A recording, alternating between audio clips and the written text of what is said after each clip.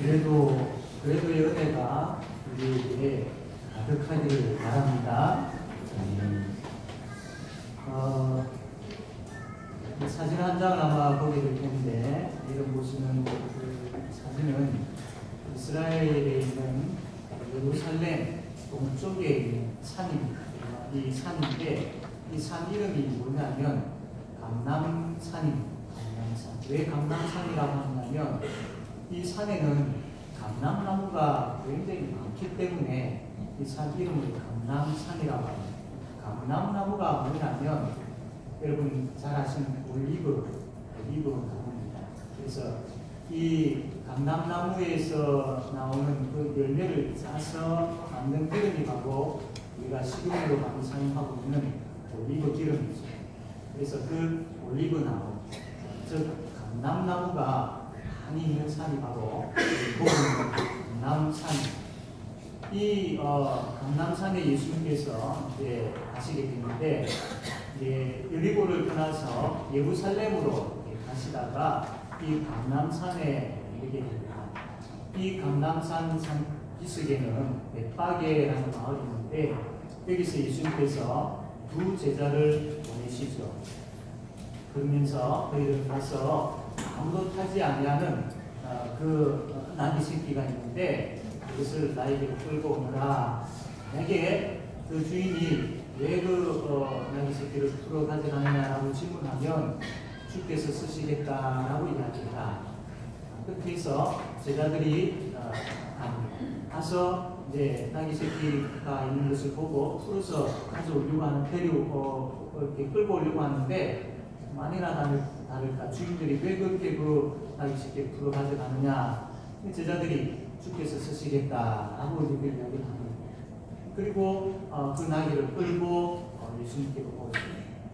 그 나귀 새끼 위에다가 제자들은 겉옷을 벗어가지고 덮습니다. 그리고 그 위에 예수님께서 앉도록 하시죠.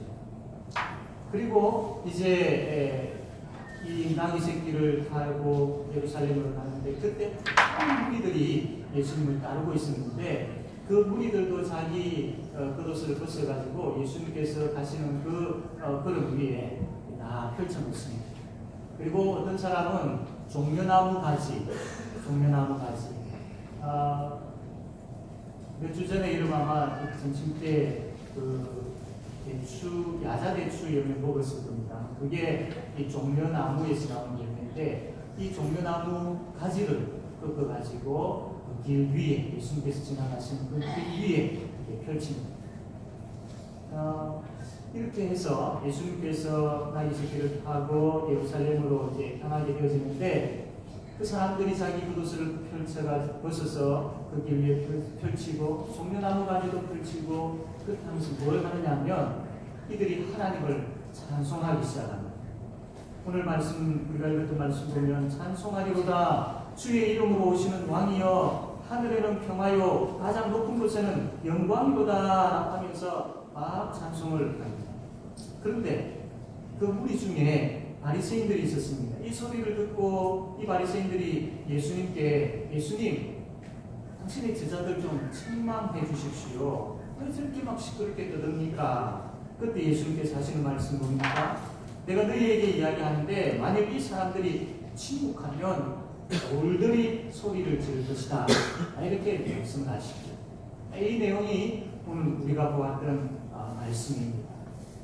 이 내용을 보면서 두 가지 의문을 생각하게 되어지는데요. 첫 번째로는 뭐냐면, 왜 하필이면 예수님께서 이 예루살렘 성으로 들어가실 때에 평탄하게 큰 말을 타고 들어가시면 참 보기도 좋을 텐데, 왜 참 이 나귀 새끼 그것을 타고 들어가셨을까?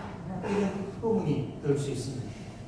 또 한 가지는 이 무리들이 예수님께서 예루살렘 성으로 들어가실 때에 막 찬송하면서 소리치고 기뻐하고 자기 겉옷을 벗어가지고 이 길에 깔고 막 이런 일들을 했던 것이죠.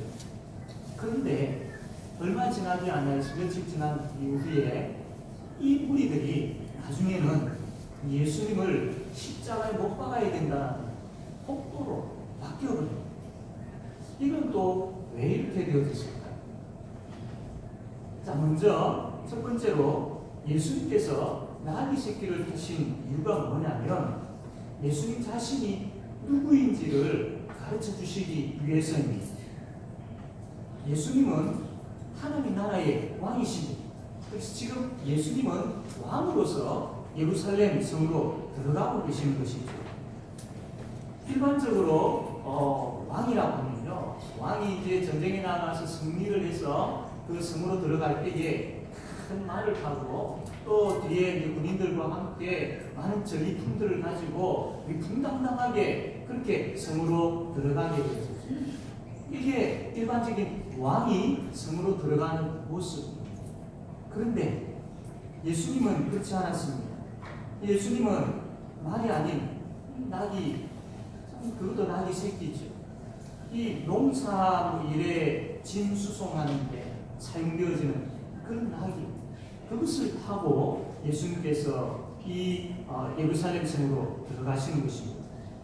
왜 그럴까요? 왜 그렇게 하셨을까? 왜 하필 나귀 새끼를 타고 들어가셨을까? 이게 아주 중요한 의미가 있습니다. 이것을 알려면 우리가 구약을 봐야 되는데 구약 성경에 스가랴 9장 9절에 이런 말씀이 있습니다. 시온에 따라 크게 기뻐할지어다, 예루살렘에 따라 즐거이 부를지어다. 보라, 내 왕이 내게 임하시나니 그는 공의로우시며 구원을 베푸시며 겸손하여서 나귀를 타시나니 나귀의 작은 것 곧 나귀 새끼니라. 그러니까 이 스가랴 9장 9절은 앞으로 장차 메시아, 하나님께서 보내시는 메시아, 하나님의 아들 구원자가 올 텐데 그 구원자가 나귀 새끼를 타고 올 것이다 라고 그렇게 예언의 말씀을 한 것이죠. 이 말씀을 따라서 예수님께서 나귀 새끼를 타고 예루살렘 성으로 들어가시는 겁니다. 이것은 뭐냐면, 와라, 구약 성경에 하나님께서 보내신 메시아가 나귀 새끼를 타고 올 것이다 라고 했는데, 와라, 지금 나귀 새끼를 누가 타고 가고 있느냐? 예수, 바로 내가 하나님께서 보내신 메시아다 라는 것을 보여주고 계시는 것이죠. 그리고 나귀 새끼를 타는 것에 대해서는 또 중요한 의미가 있습니다. 나귀는 어디에 사용되어지느냐면 그 짐을 실어 나르는 그 수단으로 사용되어지는 짐승입니다. 이런 그 짐을 실어 나르는 짐승을 예수님께서 왜 타셨을까요? 그것은 바로 이 나귀가 무거운 짐을 지고 가는 것처럼 예수님께서 이 땅에 오셔서 이 죄인들의 그 죄짐을 대신 지고 가시는 분이심을 보여주시기 위해서 나귀 새끼를 타신 것입니다. 예수님께서 이 땅에 왕으로 오셨습니다. 특별히 평화의 왕으로 오셨습니다. 유대인들은 기대하기를 이 평화의 왕으로 온 메시아는 지금 로마의 속국으로 되어 있고 그 로마의 압제 가운데 있는 이 자신들을 정치적인 그것에서 구원해 줄 그 정치적인 평강의 왕, 그리고 참 경제적으로도 너무나도 어려운 가운데 있었기 때문에 자기들의 배고픔의 문제를 해결해 줄 경제적인 평강의 왕으로 생각했던 것이죠. 그러나 예수님께서는 나귀 새끼를 타심으로 인하여서 그러한 평강이 아니라 죄와 사망의 권세에서 이들을 구원해 내시고 하나님과 원수된 관계를 화목케 하심으로 참된 평화가 이들에게 임하도록 하시기 위해서 오신 참된 평화의 왕이다. 죄짐을 대신 짐으로 인하여서 이들의 죄 문제를 해결해주고 하나님과 화목케 하기 위하여서 오신 평화의 왕이다 라는 것을 보여주시기 위해서 나귀 새끼를 타고 오셨다라는 겁니다. 예수님께서 나귀 새끼를 타고 오신 이유를 여러분 아시겠습니까? 바로 이 이유 때문입니다. 자, 그리고 두 번째로 우리가 함께 되어지는 예수님께서 이 땅에 왕으로 오셨는데, 그래서 처음에 이 무리들이 찬송하면서 자기 그릇을 깔고 그렇게 막 이 찬양의 소리를 드높였던 이 사람들이 얼마 후에 변심하여서 예수를 십자가에 못 박으라고 막 외쳤던 그런 폭도로 바뀐 이유가 무엇이겠습니까? 그것은 바로 예수님을 바로 알지 못했기 때문입니다. 제자들이 이 겉옷을 예수님께서 타실 나귀 새끼 위에 깔지요. 그리고 많은 사람들이 자기 겉옷을 또 길 위에 깔고 종려나무도 막 그 길 위에 깔고 이렇게 하는 것은 뭐냐면 왕위에 오르는 사람에 대한 존경과 또 환영을 상징하는 행동입니다. 아, 당신은 우리의 왕입니다. 이제 예루살렘의 성에 들어가셔서 우리의 왕이 되십니다. 왕으로 인정하면서 이제 우리는 당신께 복종하겠습니다 라는 것을 표현하는 그 표현 방식이 그것을 벗어가지고 그 왕이 타는 짐승 위에 덮거나 또 그 왕이 지나가는 길 위에 가는 것입니다. 바로 이것은 왕으로 인정할 뿐만 아니라 순종하겠다. 그리고 당신은 우리의 진정한 왕임을 고백하고 있는 것을 바로 이러한 행동을 통해서 나타내고 있는 것입니다. 이 사람들은 지금 막 흥분해 있는 겁니다. 흥분해 있습니다. 이제 이 예수가 우리 왕이다. 너무 흥분해 있는 겁니다. 이 예수가 누구냐? 보리떡 5개와 물고기 2마리로 5,000명 이상이나 먹인 그 기적을 행한 왕이지 않느냐? 그리고 소경을 치료하고 안전병이를 일으키는 이 놀라운 기적을 행한 분이 아니냐? 더 나아가서 죽은 사람을 살리는 그 능력을 가진 분이 아니냐? 이분이 우리의 왕이다. 이제 이분이 우리의 왕이 되어서 로마에서 우리를 건져줄 것이다. 배고픔에서 우리를 건져줄 것이다. 너무나도 흥분되었습니다. 너무나도 기대되었던 것이죠. 그래서 호산나 하면서 막 찬양을 했던 것입니다. 이들이 이 37절, 38절 말씀 보면 이미 감난산 내리막길에 가까이 오심에 제자들이 온 무리가 자기들이 본바 모든 능한 일로 인하여 기뻐하며 큰 소리로 하나님을 찬양하여 이르되 찬송하리로다. 주의 이름으로 오시는 왕이여 하늘에는 평화요 가장 높은 곳에는 영광이로다. 이게 마태복음에 보면 같은 이제 내용인데 마태복음에 보면 이렇게 기록되어 있습니다. 호산나 다윗의 자손이여 찬송하리로다. 주의 이름으로 오시는 이여 가장 높은 곳에서 호산나. 우리가 많이 알고 있는 그 내용이죠. 이 무리들이 이렇게 찬양을 했던 것입니다. 그럼에도 불구하고 이들이 참 하나님을 찬양하기는 했지만 제대로 이 예수님이 누구인지를 알지는 못했던 거예요. 누구인지를 알지 못한 가운데에 이들이 찬양했던 것이죠. 그러니까 나중에 어떤 문제가 생깁니까? 자기들의 생각과는 달리 예수님께서 체포가 되어서 붙잡히시는 겁니다. 아니, 지금 이제 왕으로 오르셔서 로마를 쫓아내고 경제적인 부분이 있어서 부흥을 일으켜야 되는데 그러한 일들은 하지 아니하고 그냥 체포되어서 끌려가는 것이죠.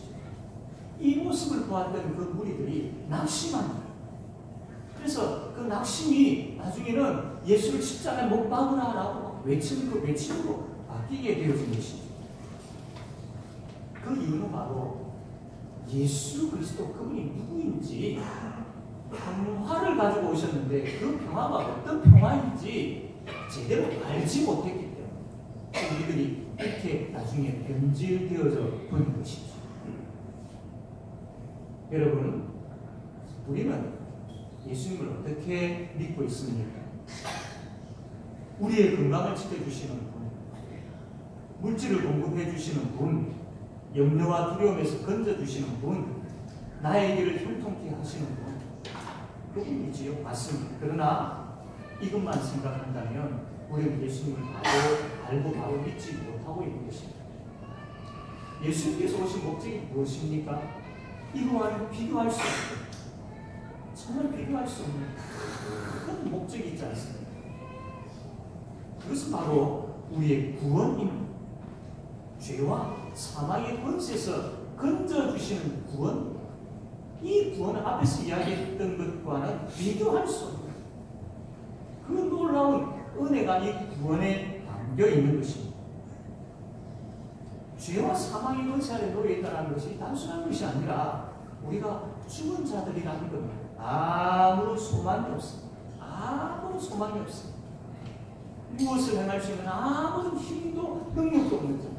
그냥 사탄이 우리를 죄를 가지고 이렇게 이끌고 죄를 가지고 저렇게 이끌면 그대로 끌려다니면서 죄 가운데서 그렇게 살다가 나중에 죽어 지옥 갈 수밖에 없는 그런 죽은 존재, 아무것도 알 수 없는 그런 우리가 그런 사람들, 허물과 죄로 죽었던 자들, 소망이 없는 자들, 우리에 대해서 가치를 생각할 수도 없는 자들이고, 또 우리가 하는 일들에 있어서 그 가치의 의미도 생각할 수 있는 그런 존재들이 아닙니다. 그러한 우리에게 생명을 주시기 위해서 오셨습니다. 어두울 수밖에 없고 어두운 가운데서 헤매고 있는 우리에게 빛으로 오셨다는 그 예수님. 그래서 죄의 문제를 그분이 친히 십자가를 지심으로 인하여서 우리의 죄의 문제를 완전하게 해결해 주셨습니다. 죄의 문제가 해결되었습니다. 우리의 죄의 문제. 그렇게 끈질기게 우리를 그렇게 힘들게 끈질기게 우리에게 들어붙어서 참 우리로 하여금 어두운 무한 가운데 남떨이 속에 계속 끊어지는 그 인생을 살도록 했던, 아무런 소망이 없이 절망 가운데 살게 했던 그 죄, 결국 나중에는 지옥 불구덩이 속으로 던져질 수밖에 없는 그 죄, 바로 그 죄, 내가 짓고 있는 바로 그 죄의 문제를 예수님께서 십자가 위에서 그 보혈 흘려주시고 인한 단번에 해결해 주셨어요. 예수님의 생명을 아낌없이 주심으로 인하여서 그 죄값을 대신 치루어 주심으로 인하여서 완전하게 깨끗하게 우리의 죄의 문제를 해결해 주셨다. 이게 예수님의 이 구원이죠. 우리에게 주어진 구원입니다.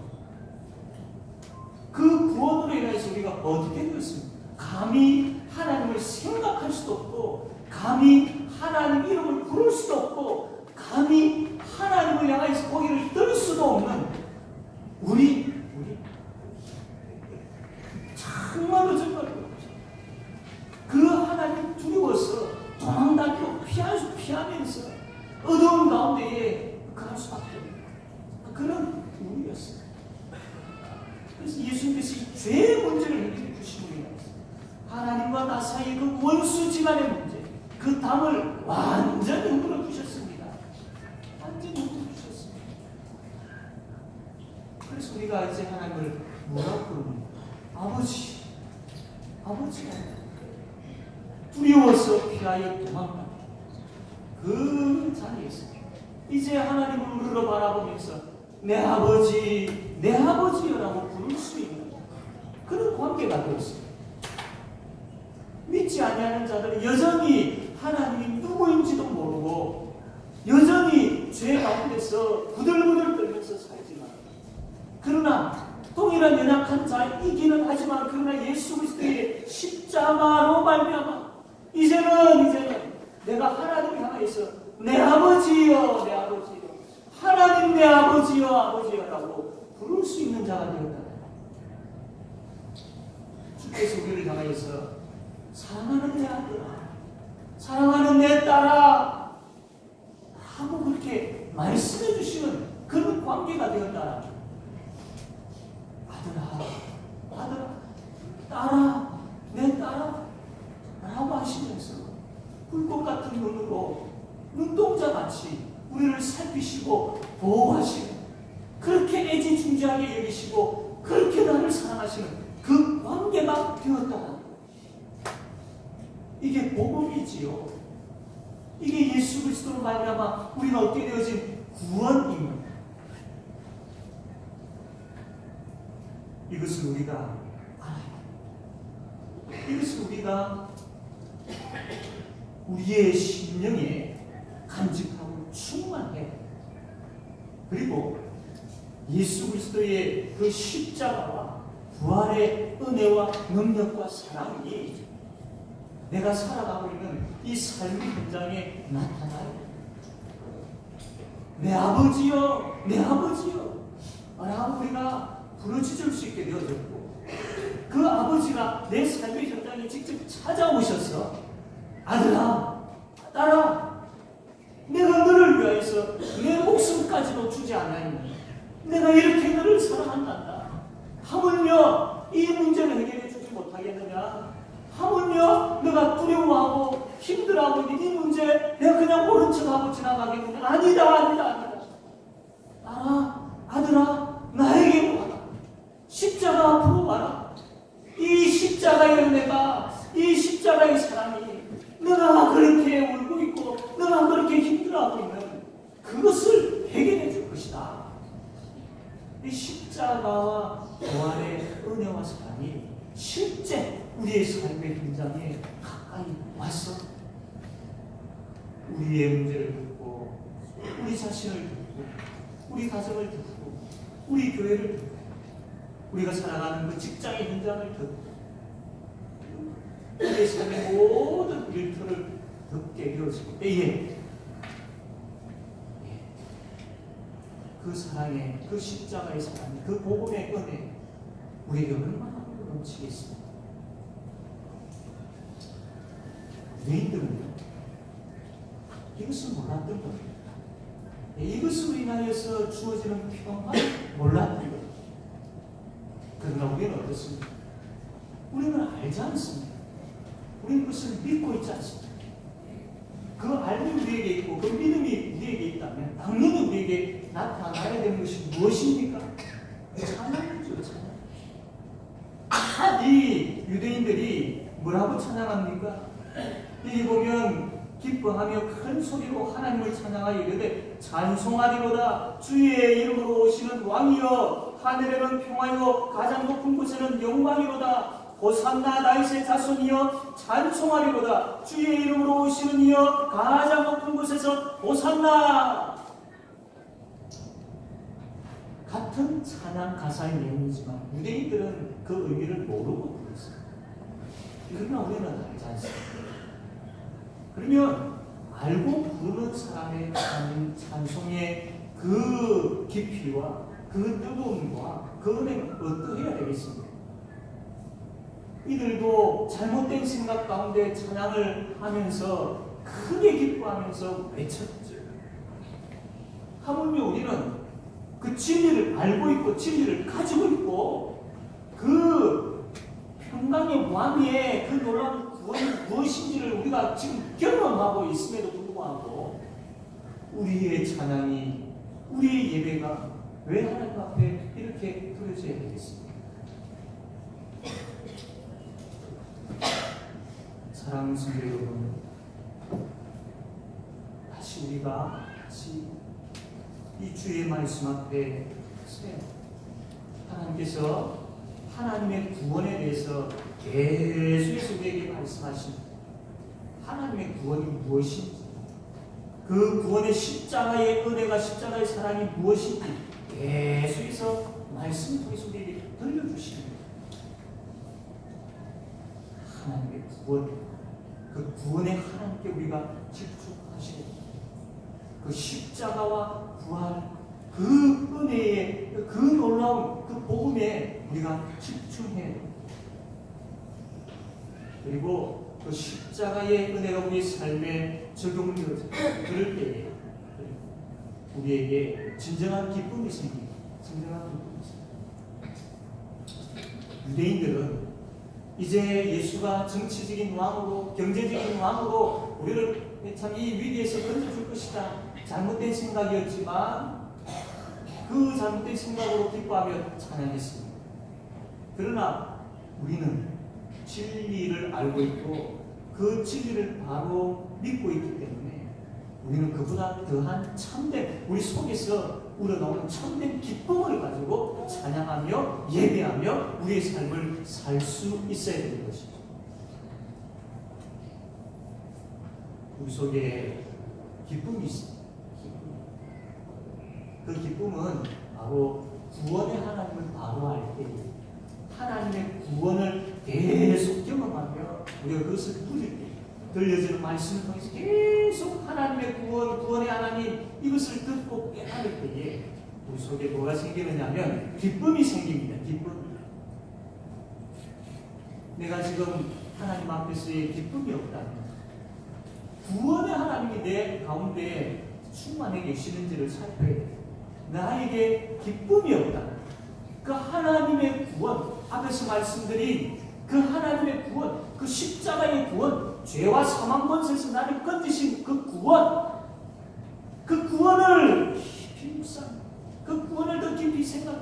말씀을 볼 때마다, 구약 성경이든 신약 성경이든 말씀을 볼 때마다 그 하나님의 구원, 놀라우신 하나님의 구원, 하나님의 구원, 하나님의 구원, 나를 구원해 주신 하나님의 바로 그 구원, 그 복음, 그것을 우리가 들으려고 하고 듣고 깨닫고 붙잡고 생각하고 나누고 그렇게 되어질 때에 여러분 우리에게 참된 기쁨이 있습니다. 참된 기쁨.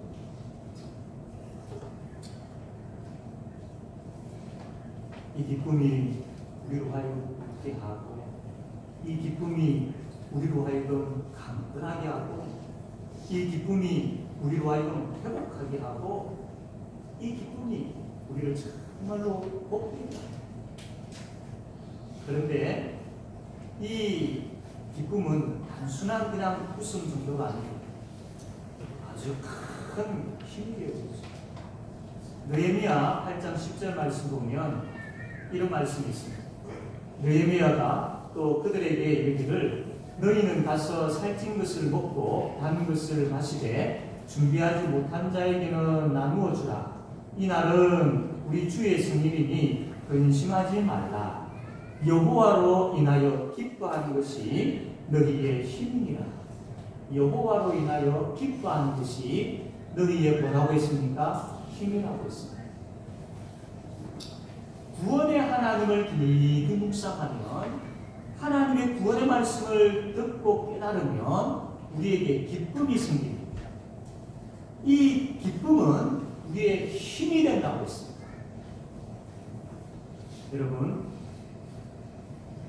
우리가 하나님의 말씀을 선포하는 힘, 또 어렵고 힘든 생활 속에서도 하나님께 감사할 수 있는 힘, 하나님 나라에 이르는 마지막 순간까지 충성할 수 있는 힘, 무엇보다도 하나님을 찬양하며 예배할 수 있는 힘이 어디서 생기는 줄 압니까? 우리 속에 기쁨이 있을 때 생깁니다. 그 기쁨은 구원의 하나님으로 인하여 주어진 기쁨입니다.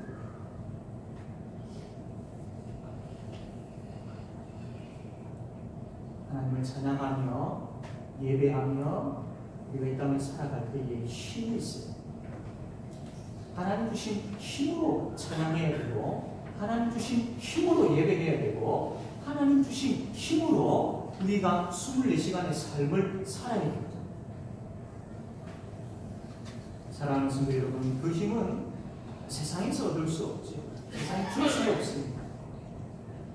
그 힘은 하나님께로부터 나옵니다. 구원의 하나님께로부터 나옵니다.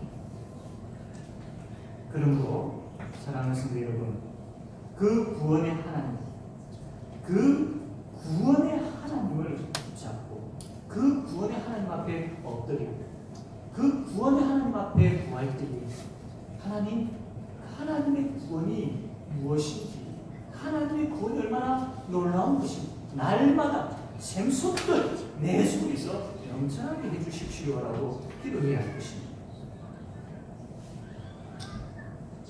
미지근한 신앙에서 벗어나고 싶지 않습니까? 게으른 신앙에서 벗어나고 싶지는 않습니다. 구원의 하나님이 바로 답입니다. 다른 것에서 그 답을 찾을 수가 없습니다. 구원의 하나님, 우리가 읽고 있는 이 말씀을 통해서 구원의 하나님, 우리가 듣고 있는 설교 말씀을 통해서 구원의 하나님, 그 구원의 하나님을 만나고 그 구원의 하나님을 경험하게 되어질 때에 우리에게 변화가 있다. 기쁨의 변화가 일어나고 그것이 힘이 되어서 하나님께 진실된 찬양을 드리게 되어질 것입니다. 여러분, 형식적이고 미지근한 찬양과 형식적이고 미지근한 예배에서 벗어나야 됩니다. 그렇지 않으면 우리가 드려야 할 찬양이 밖에 있는 돌들이 소리치게 되어질 것입니다. 이런 일은 없어야 할 것입니다. 우리의 예배가 껍데기, 우리의 찬양이 껍데기 찬양이 되어지지 않기 위해서 하나님께서 원하신 그 예배, 그 찬양, 그 삶을 살기 위해서 구원의 하나님께 집중해야 합니다. 구원의 하나님, 그 복음의 말씀을 들으려고 애써야 합니다. 그 말씀을 통해서 그 십자가와 그 부활의 능력을 들어야 합니다. 깨달아야 합니다.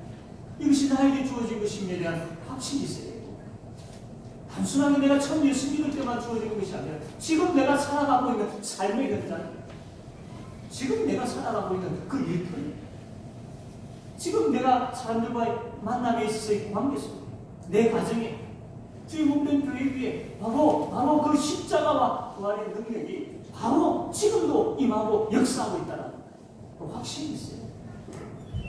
그럴 때에 기쁨이 있습니다. 그 기쁨이 힘이 되어서 누가 말하지 아니하여, 누가 어떻게 하지 않았는데 참 기뻐하면서 찬양하게 되는 것입니다. 찬송을 부를 때마다 그 가사를 통하여서 정말 이것이 내 삶의 간증이요라고 하면서 하나님 앞에 나와 예배를 눈물로 찬양하게 됩니다. 주님 그렇습니다. 주님 그렇습니다. 험한 시험 물속에도 하나님께서 나를 그냥 버려두지 아니하시고 나를 붙잡으시고 이 풍랑 가운데서 잔잔한 그 고요한 평안을 누리며 걷게 해주셨던 분이 주님이십니다 라고 고백하면서 그 찬양을 드리게 되어지는 것이죠. 오직 주님 홀로 영광 받아주십시오. 주님밖에 없습니다. 우리의 예배를 받으신 분은 주님밖에 없습니다 라고 나를 구원해 주신 그 구원의 하나님 향해서 진실되게 예배하게 되어지는 것입니다. 사랑하는 성도 여러분, 이 은혜가 우리에게 가득하게 되어지길 바랍니다. 그래서 이제 우리의 찬양이, 또 우리의 예배가, 우리의 삶이 구원의 하나님을 바로 알고 그 부분으로 인한 기쁨이 충만하고 그것이 힘이 되어서 그 힘을 가지고 찬양하고 그 힘을 가지고 예배하고 그 힘을 가지고 살아가는 모든 성도들 다 되어지기를 바랍니다.